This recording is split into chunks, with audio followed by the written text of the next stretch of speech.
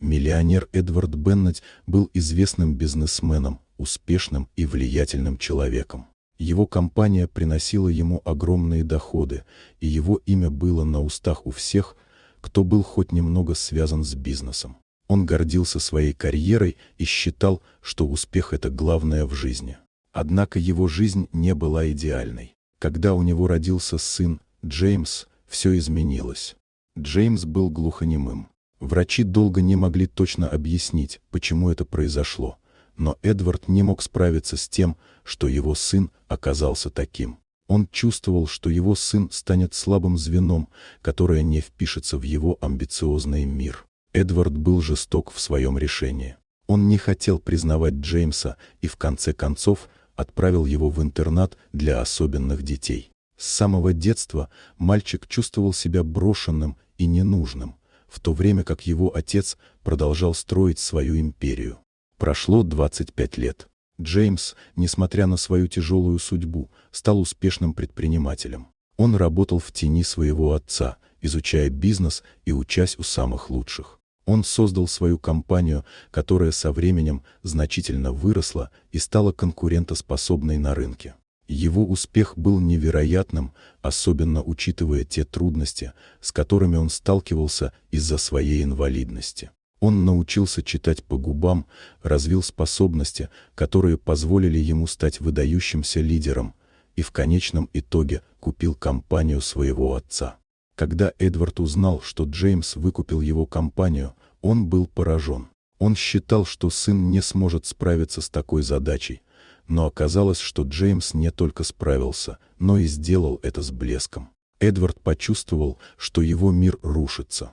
Он был готов вернуть компанию, готов был предложить сыну свою помощь, чтобы наладить отношения. Он считал, что теперь у него есть шанс исправить ошибку, которую он совершил много лет назад. Однажды Эдвард решил поговорить с сыном. Он пришел в офис Джеймса и предложил ему все свои ресурсы, чтобы помочь в управлении компанией. Он надеялся, что это будет началом их восстановления отношений, что теперь, когда он достиг всего, он сможет стать хорошим отцом для Джеймса.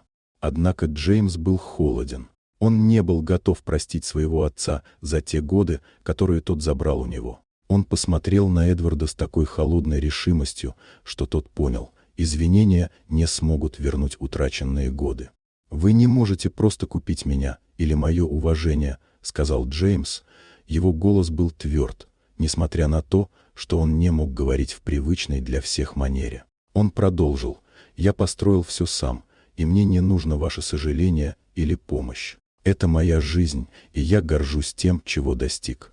Эдвард пытался говорить, оправдываясь, объясняя, что тогда был не готов к отцовству, что ему было сложно понять, что сыну нужны другие пути и возможности. Но Джеймс оставался непреклонным. Он не хотел слушать слова своего отца, потому что, по его мнению, слова ничего не значили, если не было действий. Эдвард покинул офис сына, понимая, что больше не сможет изменить прошлое. Он снова потерял сына, и теперь не было никакой возможности вернуть время. Он понял, что нельзя пытаться купить отношения, и что настоящая любовь и уважение не зависят от того, сколько денег у тебя есть. Джеймс выбрал свой путь, и это был его выбор, которого Эдвард должен был уважать, даже если это означало, что он никогда не получит прощения. Вот такая удивительная история. Дорогие друзья, если вам понравилось видео, поставьте лайк, а также подписывайтесь на канал, где найдете еще много интересного.